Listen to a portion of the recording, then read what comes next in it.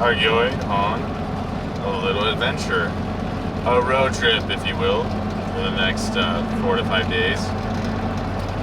Right now, we're about to enter into Ute Pass and head up to a friend's survival school. But let's hope the Jeep runs effectively.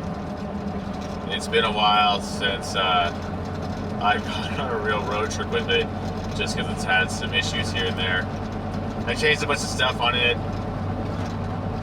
so hopefully it's going to do a lot better. But we won't know until we test it out, and hopefully we don't break down.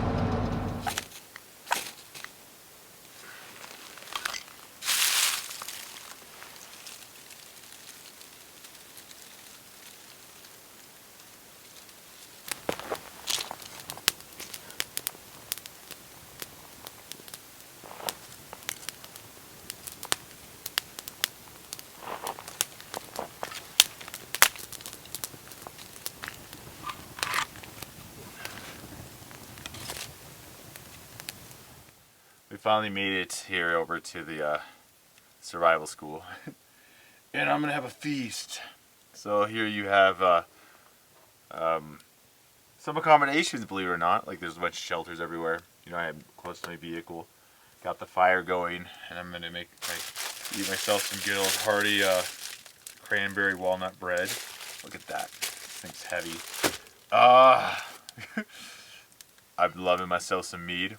I've been really getting into mead, like a lot. So, Chaucer's mead, it's my favorite, and I've been on kind of like a binge of drinking mead. This stuff was drinking for thousands and thousands of years, also known as ambrosia, or the nectar of the gods. And believe me, I like it. And normally, I like red wines, stuff that isn't super sweet, but this is super sweet and tastes just like honey. So I love that. And of course, what we're gonna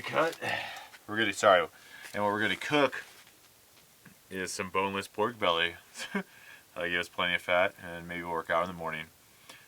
But for now, we're just gonna eat some bread. Oh, so we're gonna cut actually this way. I'm not sure how well this knife's gonna work. It is not a bread knife by any means.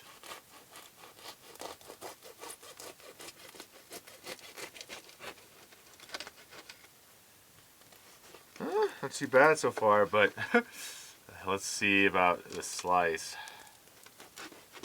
Oh yeah, look at that. Look at that. That is delicious. Alright. For the circumstances that we find ourselves in, it's working pretty darn well.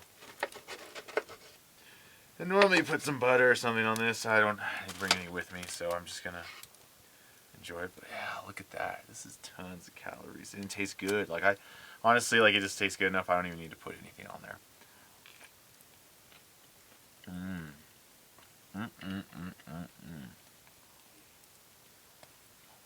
Just pigging out in front of you guys. I'm sorry. I'm continuing. I just can't stop myself. Look at me. Now I'm here alone in the middle of nowhere, drinking myself some meat and bread. I don't know if this is a wonderful experience or a sad one, but I'm loving it.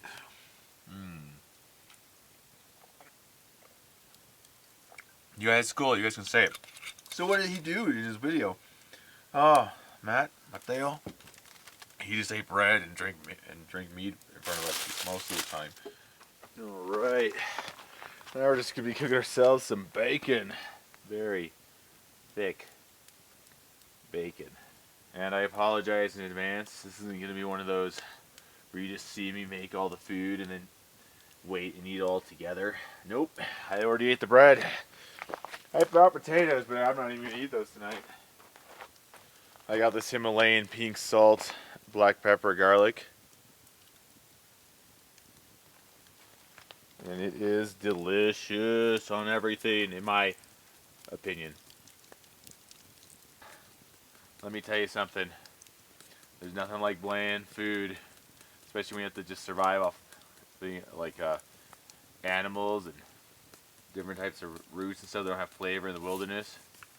you start really appreciating spices.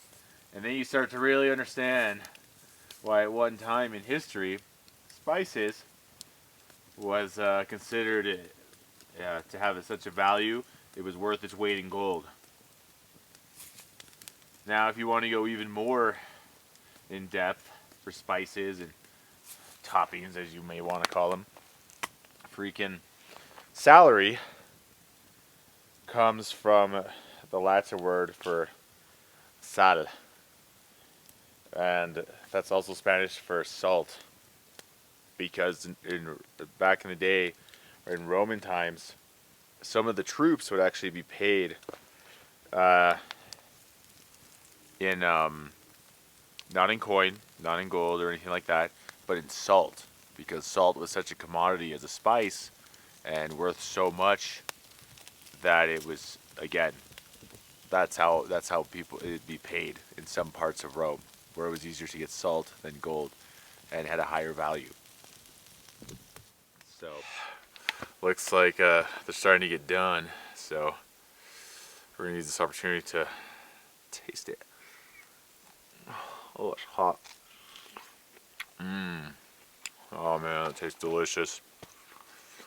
The mountains, by far, are probably one of the hardest places to try to survive in. So if you can test your grit, any of those people that do survival, you know, in the Midwest, down south, like even up north at lower elevations, come and try the mountains. Because I'm telling you, it's probably one of the hardest places to try to survive and live off the land out of any other type of environment. Because the higher elevation you go, the harder it is. Like right now, we're at 10,000 feet. 10,000 feet, okay? And there's barely any wild edibles. You know, food is scarce, and it's cold.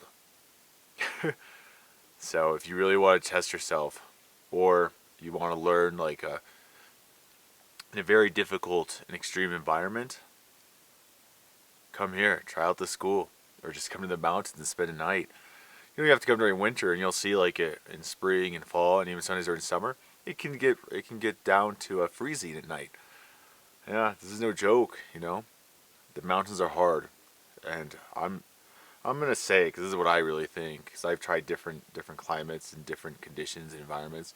I think the mountains is by far the hardest environment to live in, and the only thing that might beat it is Arctic conditions. The reality is, like, when I'm out here, I become a savage. It's ironic because I'm a princess in the city. I do like comforts, I really do, but out here, I don't care. Oh, it's so good. And honestly, when I'm out in the wilds, I'm to actually survive, you know, not buying my food and bringing it in. You're normally really hungry. It's been a long, arduous day of hiking, hunting, and then processing and getting the fire going, and then waiting hours to cook. And when you eat that first bite, oh, you're so thankful. In the side of the Jeep, and it's 18 degrees outside. I don't know if it's warmed up or I just read it wrong earlier. But it's currently 35 degrees in here. I'm trying to see if this candle helps. It's mainly for mosquitoes, but clearly it doesn't seem to be changing anything. Maybe it's just keeping the temperature at 35 and stopping it from going down further. I'm not sure. It's a little bit warm. And as you can see, I have my whole bed system ready. I'm still working on the top. Deciding what I want to do up there. But yeah, it's a nice bed, and I have like a lot of down. I just took this out of its case, so it's still puffing up. It's a quilt, down quilt, and then of course up here I have like the top. And I'm just going to watch some stuff that I downloaded from Netflix, probably read a little bit, and then go to bed. Today's day number 2. It was a very cold night last night, but luckily it wasn't too bad for me. because I was in the Jeep with plenty of covers. But the main battery died for some reason. Not sure exactly why. So then the next thing I do is I activate this right here, which is what drives the power for my alternator to my auxiliary. But if you push this right here, it'll actually start driving it the other way. The reason the auxiliary battery wasn't powering it was because I forgot to plug in the cable to the battery terminal from it. So I did that. I was able to get jumping again. It's still having issues where it's having misfires. I think it's those cables are supposed to be, you know, the best of the best. They're having issues, I think, connecting, and so I'm not getting the full spark. And so that's been giving me issues. Okay, here we are. We're going live right now. Alright, so if you come with me over here, we can go and check out the camp. I mean, look at this place. Up here in the middle of the Rocky Mountains. Pretty cool, huh? Alright, we're gonna fly this drone up and see if we can talk about this place a little bit. Since clearly wasn't working before, so let's just make this easier. Take off. The home point has been updated. Please check it out.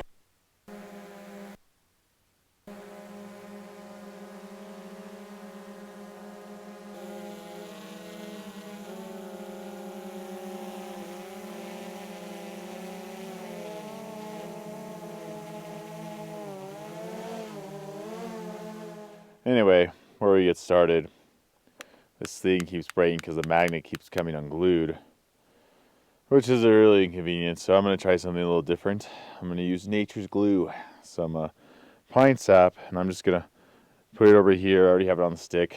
And I'm just throw it in there like that. All right. Now it's in. Let's see if it works. All right.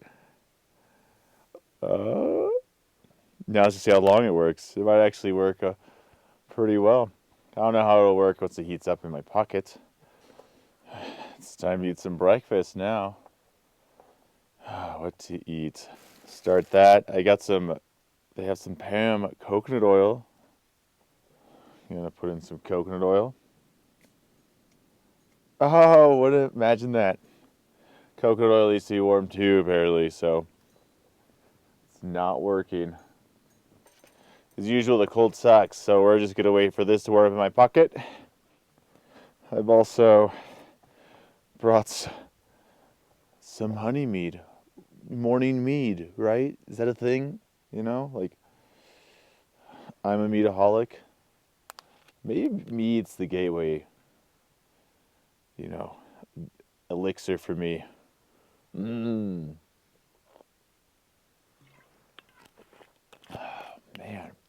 it's like so tasty. But to be fair, I'm very selective. I only like this type of Chaucer's mead. I haven't really liked the other ones. They're not bad, but I prefer this one. Since we're still waiting for our PAM solution to work, let's test it. Yeah, it's like a block of ice in there. It might start working now a little bit. Nope. I went ahead and got us some food, and by us I mean me. And what we're going to do to make this more interesting is we're actually going to use a little bit of obsidian. I'm not sure if this is obsidian, but you could use obsidian, flint, and other like a crystal-like rocks and break them down to create like really sharp edges. So we're going to see if this works. A little squirrel here. Very thankful. For all you that never had squirrel before, it tastes good. Yeah, look how sharp that is. Yeah, it cuts so well, I already cut into the more than I wanted to. We'll see if we can get around it though. So yeah, it cut so well. I already cut down into the guts. But not to worry. We are doing just fine. I'm gonna make a soup out of this. I've never had squirrel soup before.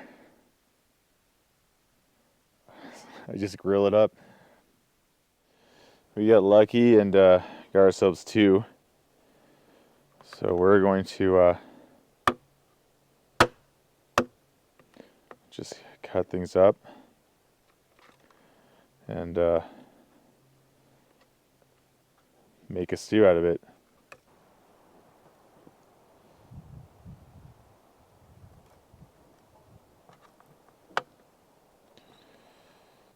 Yeah, look at this. This is the exit wound of a 22 on this thing. The other one I shot like in the neck, which was good. There's the entrance wound, and there's the exit one. We're gonna just add a ton of spices to this too. I think that should be enough. Get all this stuff in here.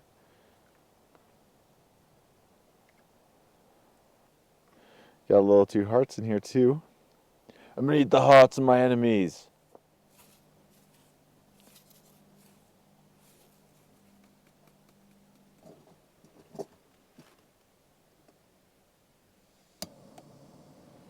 So it doesn't damage it. Throw that there.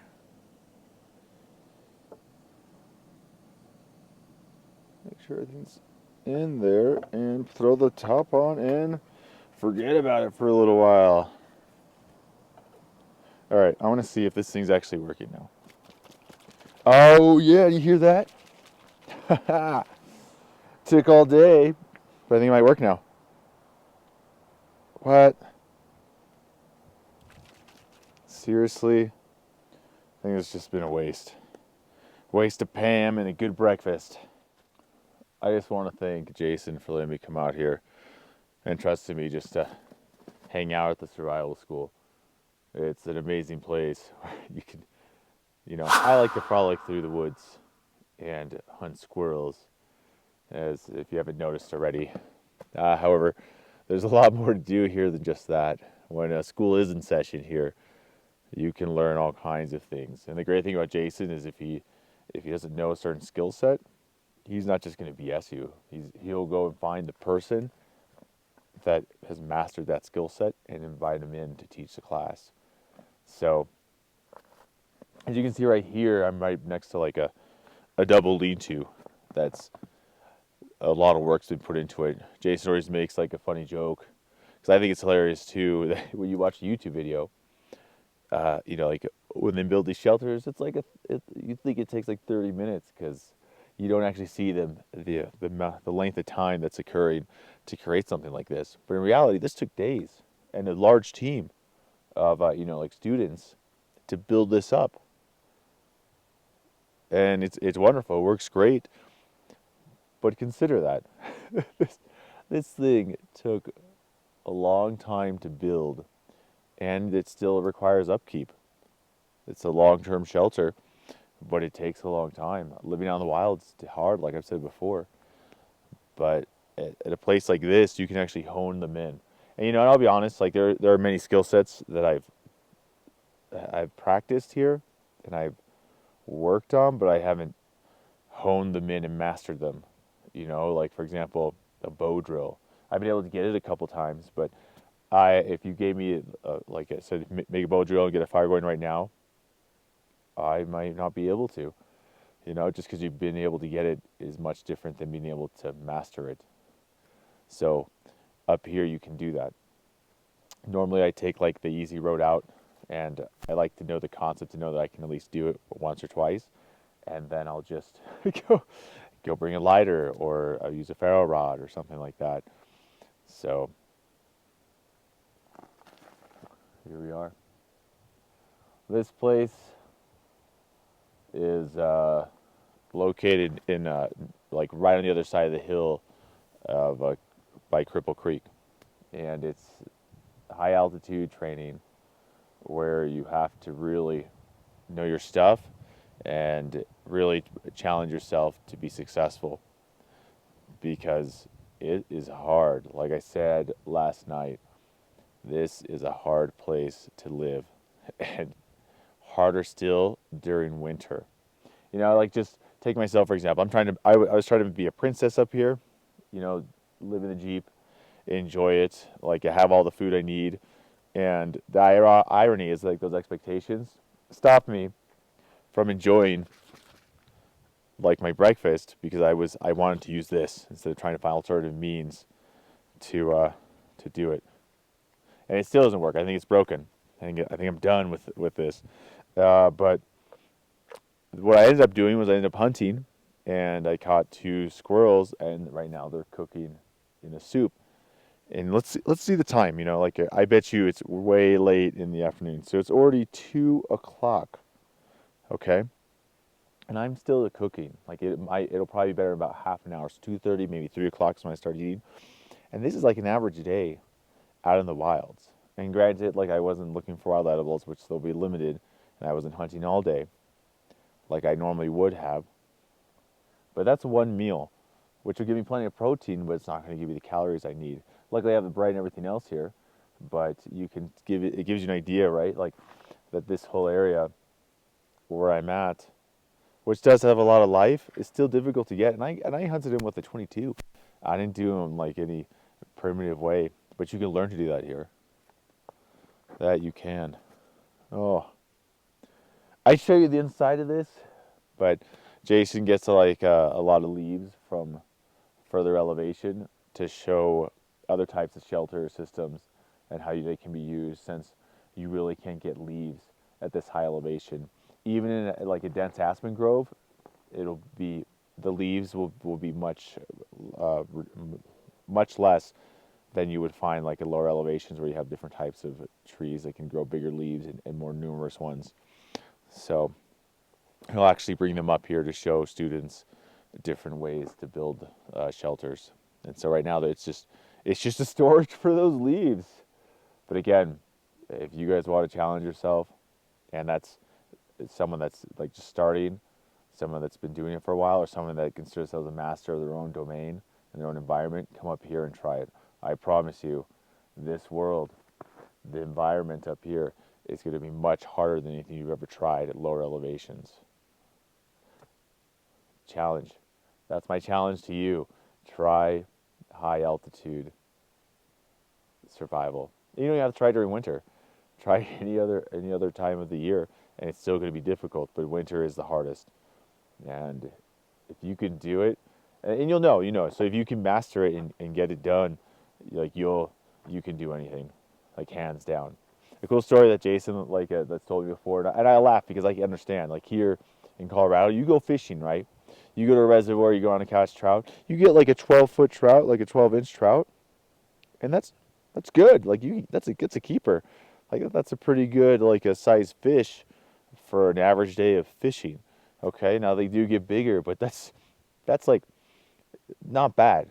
Okay, so as he was doing his school, I don't remember I think it was like 65 days in Missouri, where he got like certified in training to be a survival instructor. He he got this fish from like this, I don't know if it was like a lagoon or river, probably like just like some pond, and it was it was probably maybe like you know like 14, 15 inches, you know, and he was stoked because for him that's huge, and I understand, right? Because for me, like that's a big fish growing up here in Colorado, and the people that were there, like the instructors, the people that were from that region, looked at him like he was crazy, and he said what, like, you know, because he was excited, he didn't understand like what the problem was, and sure enough, the reason being is because it was illegal to like keep that fish by state because it was way too small. And it was like an epiphany moment for him where he's just like, what? Way too small. This is so much food. This is so so much. And so that just goes to show you that the environment that we live in like is just tough, you know, like we're just for the sheer fact that over like in the Midwest, that's way too small and like considered a joke. Over here, that's like a an average size like a keeper fish that you want to keep is like at least like a foot. So um, hopefully that gives you some perspective and a funny story as to how like some differences between the two. Okay, I have like spectacular news. I know for everyone else this doesn't matter, but for me, this is a big achievement. Okay, check this out. Check this out. Oh, it's not shooting straight, but it's working. Oh man, this is awesome. All right, let's see. Let's wipe this down.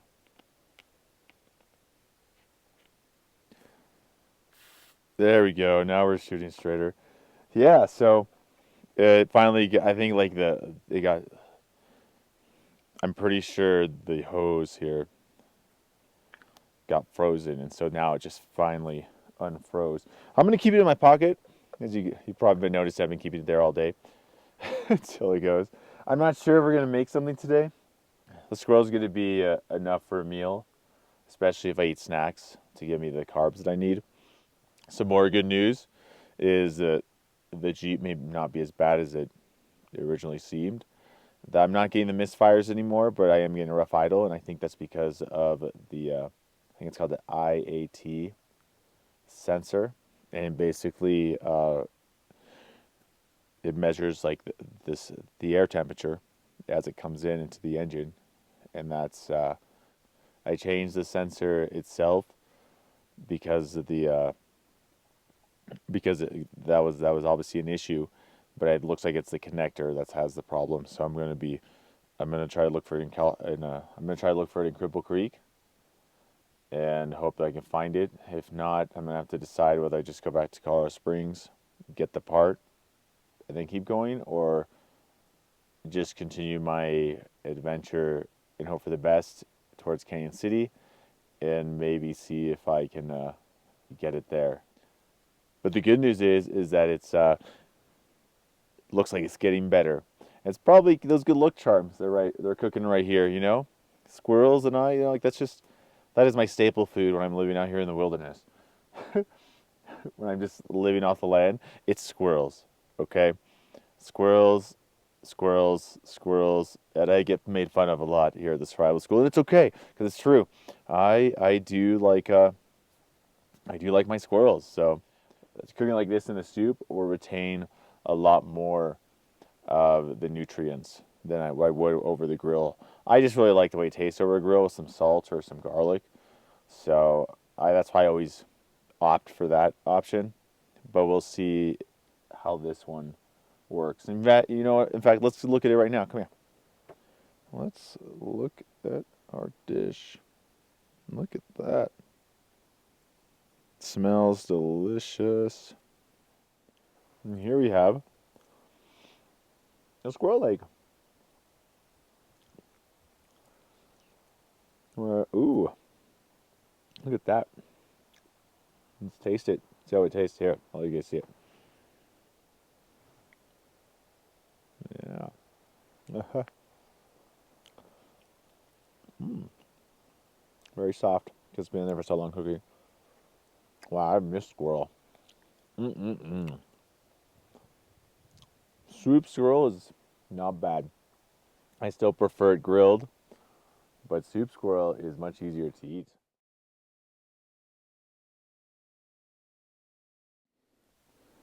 Well, here we are on our last night here. Um, hopefully tomorrow we can get the Jeep working and we can head further south where I'm hoping there'll be better weather.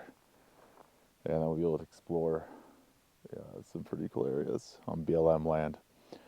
Booger Red Hill.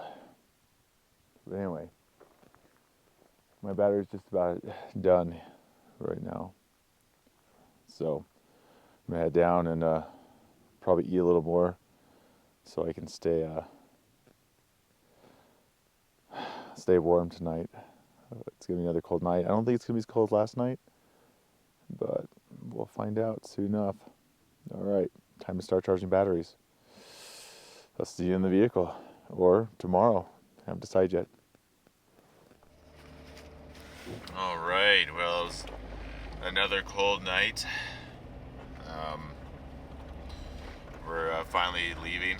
We're gonna go over to Cripple Creek and go to Bronco Billy's, or it's something ridiculous like a $1 or $1.50 breakfasts. You can get as many as you want, and they're large portions too. So I'm gonna go eat there, and then afterwards I'm gonna see if I can find,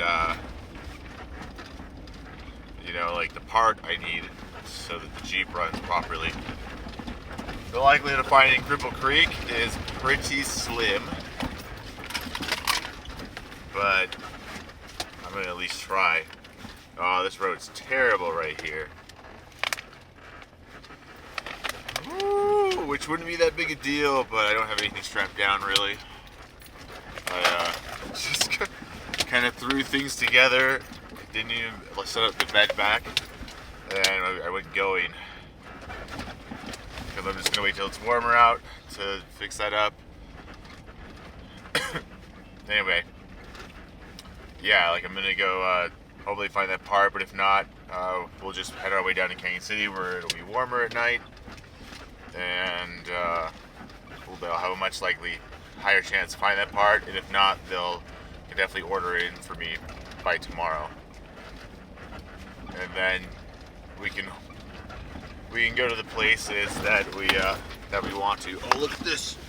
Moo! Moo! Yeah, that is me. That is my own failed attempt to communicate with these cows. All right, I'm sorry, everyone. I just woke up, so I'm driving on these rough, peerless. I'm just driving on these rough roads into this neighborhood up ahead. Oh, is that a Honda Civic? Anyway, I'll see you guys later. Okay, so now I'm at Cripple Creek's Automotive and Tire, mechanic shop. Let's see if they have the part. The irony is all I need is this connector with 2 little wires that come out of it. It's not a difficult thing that I need, but it may end up being a difficult thing to find. So I'm waiting for it to open here in a minute or two, and we'll see. If not, I'm going to call ahead to Canyon City and see if they have the part, or if they can ship it overnight. So we'll see what happens. This mechanic store is not open on the weekends, so I called a few mechanic places down. I called a few auto parts stores down in Canyon City, and it sounds like they might have it. It might be a generic. They sent me a picture, so I'm not positive if it's the right connector, but we're going to head down there. We're not going to take the fun, scenic route through a shelf road that I wanted to, just in case. So we're just going to head down the highway. It's a little bit longer, but it's faster since it's an actual paved highway instead of just a dirt road. And we'll, see if we can make it. But I decided I was going to go down to Canyon City anyway and go explore their library down there and go through the archives. Hopefully the librarians are nice there. Well, let's head on out and hope for the best. So this is the spot that I want to go check out. Ironically, this would be where we'd be going right now if the Jeep was working well, but we'll be back here. We'll be back. We're gonna first do some explorations into the archives about this area, and hopefully fix the Jeep. I don't know if you can hear it, but it's idling super rough, and it's having issues when we go up hill. So fix the Jeep, do some research of this area, and then come back here, and then we'll explore. All right, let's go. Okay, so the good news is that it's really hot down here, down in Canyon City. It's nice. I'm taking off warming layers, It feels almost like summer right this second. The bad news is I went to every single auto parts store here, which was 4 of them, and they don't have the part. So O'Reilly's might have it, but they sent me a picture and it doesn't look like the right connector. So there's one last spot, and it's at a junkyard where hopefully there should be a lot of Jeeps, and I can just cut a good one out and I'll be done and I'll be finished. So I think what I'll do first is I'm gonna head to Safeway, get some hygienic supplies like some shampoo, and then head over there and hopefully we have it, and hopefully that solves my misfire issue. If not, I'm gonna have to do that next, figure out like why 4 is misfiring and sometimes 5. All right, let's hope we can do it. This is like the last shot to find this, or else we're waiting here until it gets ordered in till either Monday or Tuesday. Time will tell. So right now I'm in a vehicle graveyard looking for a Jeep that has that connector. I just ran across one. No luck. I think I just found another one right now. I'm going to go check it out and hope for the best. It looks like a Grand Cherokee, so that's going to help me.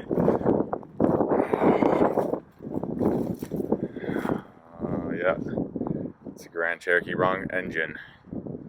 The search continues.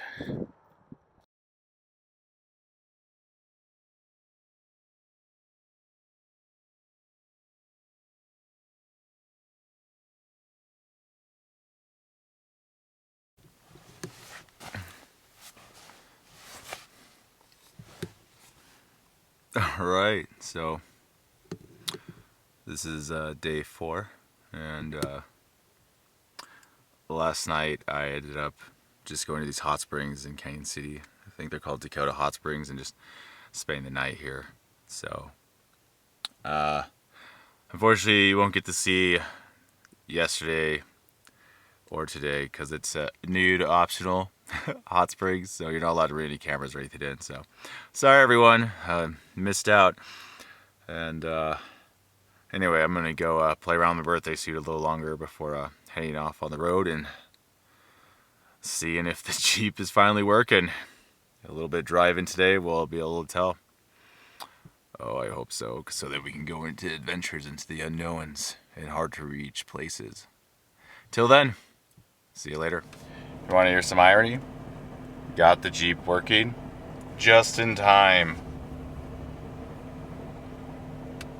to drop the phone, and because the case wasn't like broke, I had it off and it just destroyed the screen, even with the screen protector on. So I'm gonna have to replace the screen, and unfortunately, like, it nicked the sides of my Pixel 3. Ugh, that's so disappointing. Well, I guess we'll just see what to do next. I might just head home and try to repair the phone. I'm pretty bummed.